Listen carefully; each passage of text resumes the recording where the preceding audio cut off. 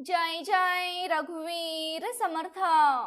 नमस्कार प्रेमळ भक्तांनो, आपल्या चॅनेलवर मी तुमचं मनापासून स्वागत करते। समर्थ तुमच्या सर्व चांगल्या इच्छा लवकरात लवकर पूर्ण करू देत आणि नेहमी तुम्हाला सुखात, आनंदात आणि हसत खेळत ठेवू देत। मित्रांनो, तुमच्याही आयुष्यात खूप संकटे आहेत, खूप प्रयत्न करूनही संकटे जात नाहीत। जीवन आता नकोसं झालं आहे, मन स्थिर नाही, खूप दुःख आहे।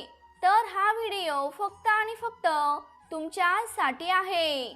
समर्थ आप्पास्वारी आणि नानास्वारी यांना वंदन करून आजची महत्त्वपूर्ण माहिती सांगण्यास मी सुरुवात करते। मित्रांनो, आपलं आयुष्य खूप दगदगीचं झालं आहे।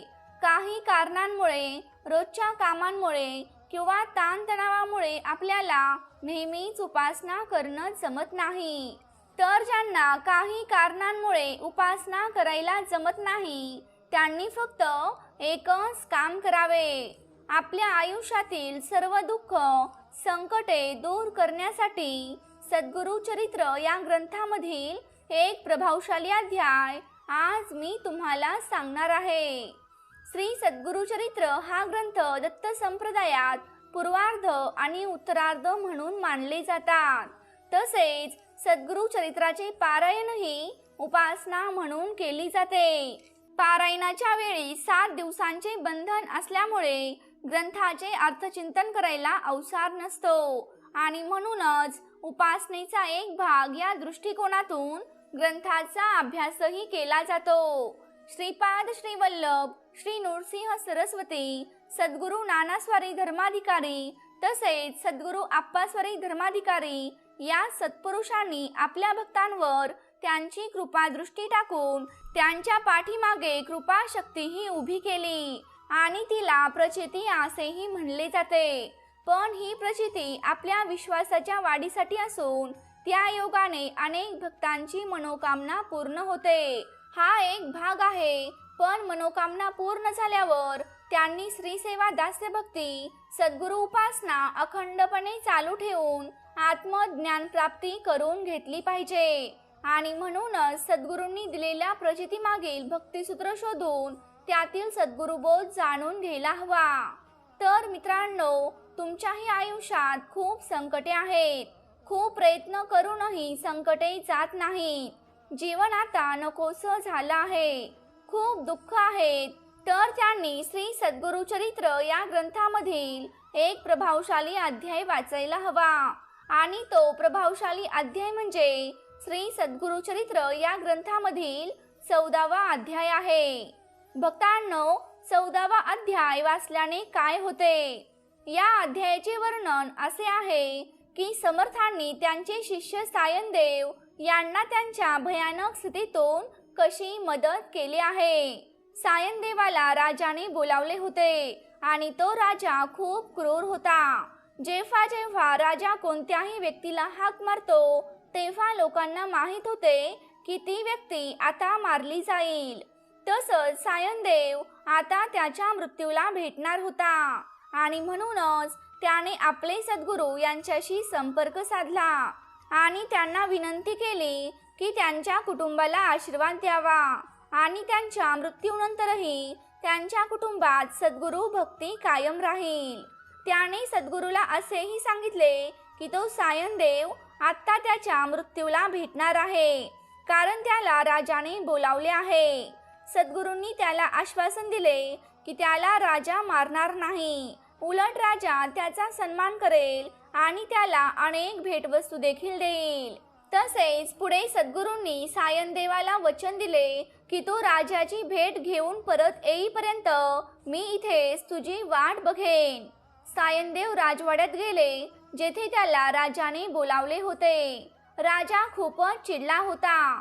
तो सायनदेवाला मारण्यासाठी शस्त्र आणण्यासाठी आत गेला, पण खोलीत गेल्यानंतर तो राजा झोपी गेला आणि त्याला असे स्वप्न पडले की कोणीतरी त्याला मारत आहे। तो उठला आणि स्वतःला खूप वेदना होत असल्याचे त्याला जाणून आले आणि तो सायनदेवाकडे पुन्हा आला आणि त्याला क्षमा करण्यास सांगितले. त्याने सायनदेवाला पैसे दिले, कपडे दिले आणि अनेक मौल्यवान वस्तू दिल्या. सद्गुरूंनी सायनदेवाला सांगितल्याप्रमाणेच अगदी सर्व काही घडले होते. मित्रांनो, कोणत्याही भयानक अडचणी दूर करण्यासाठी भक्तांद्वारे सद्गुरू चरित्रातील 14वा अध्याय नेहमीच वाचला जातो. अनेकांनी त्यांच्या आयुष्यातील भयानक अडचणींचा यशस्वीपणे सामना केला आहे. 14वा अध्याय एका विशिष्ट वेळेपर्यंत वाचून त्यांना मनशांती आणि आनंद मिळाला आहे. मित्रांनो, 14वा अध्याय वाचून आपल्या मनोकामना तर पूर्ण होतातच, पण समर्थांचे दर्शन घडून ती व्यक्ती किंवा वस्तू यांच्यातील बाधाही नाहीशी होते. आपल्याला समर्थांचे दर्शन कसे घडते? तर भक्तांनो, ग्रंथ पठण, श्रवण, लेखन याद्वारे आपला पूर्ण ग्रंथ वाचून झाला की बहुधा नैवेद्याच्या वेळी किंवा समाप्ती समयी सद्गुरू आपल्याला कोणत्या ना कोणत्या रूपात दर्शन देतात. चाहूल किंवा सुगंध या स्वरूपातही त्यांचे अस्तित्व कळून येते. त्यामुळे आपण मन, बुद्धी आणि शरीर यासहित अपार श्रद्धेने आणि उत्कट भावाने सद्गुरूंचे ध्यान आणि नामस्मरण करावे. तसेच बाधा निरसनही होते. भक्तांनो, 14वा अध्याय वाचल्याने आपल्याला मिळणारी फलश्रुती. कोणतीही उपासना काहीतरी प्राप्त व्हावे अशा इच्छेतूनच बहुधा केली जाते. तसेच उपासनेचे फळ हे निश्चितपणे आपल्याला मिळतेच असे अभिवचन ग्रंथात दिलेले आहे. आम्ही सर्व प्रापंचिक माणसे आहोत. प्रपंच म्हणला की सुख दुःख आलेच. मग सुख प्राप्ती व्हावी आणि दुःख निवृत्ती व्हावी अशी सर्वांचीच अपेक्षा असते. तसेच पारायण सेवेने देवदर्शन घडावे अशीही मनीषा असते. आपण राहतो ती वास्तू आपणास लाभ आनंद देणारी असावी असं हे प्रत्येकास वाटत असतं. आणि या सर्व गोष्टी ग्रंथपठण व उपासना करून प्राप्त होऊ शकतात. श्रीमद दासबोध, तुकारामांची गाथा, ज्ञानदेवांची ज्ञानेश्वरी, एकनाथांचे भागवत अशा विविध ग्रंथाच्या पारायण सेवेने भक्तांना त्यायोगे फलप्राप्ती होतच असते. भक्तांनो, आता आपण पाहू की सद्गुरू चरित्रातील अध्याय आपल्याला काय शिकवतात. तर आपली चूक नसताना दुसऱ्यांकडून झालेला त्रास हे आपलेच प्रारब्ध असतात.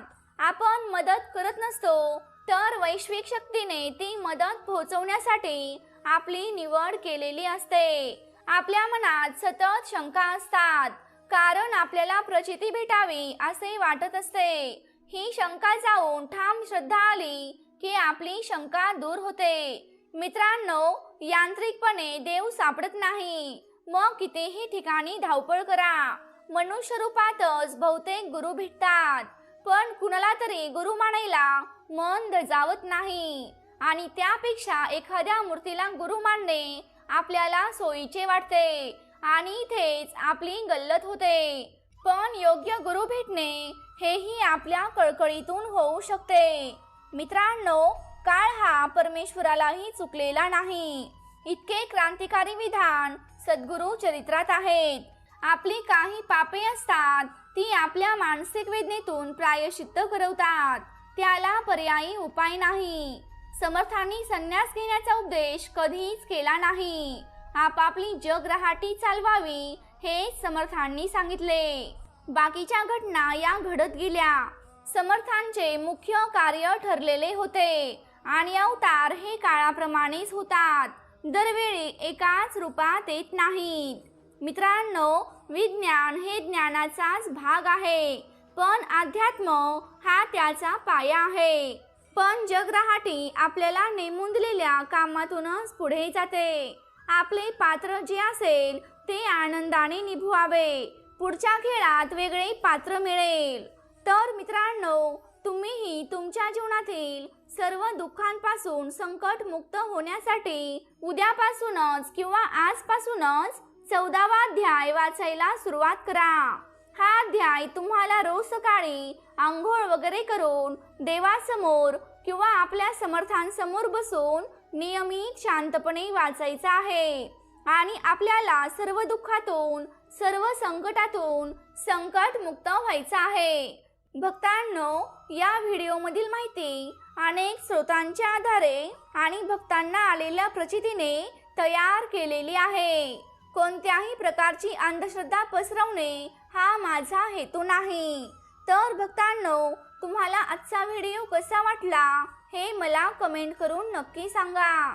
तुम्ही जर आपल्या चॅनेलवरती नवीन असाल तर या चॅनेलला नक्की सबस्क्राईब करा. तसंच ती घंटी देखील वाजवायला विसरू नका, जेणेकरून आपल्या नवनवीन व्हिडिओंचं नोटिफिकेशन तुमच्यापर्यंत लवकरात लवकर पोहोचेल. जय जय रघुवीर समर्थ.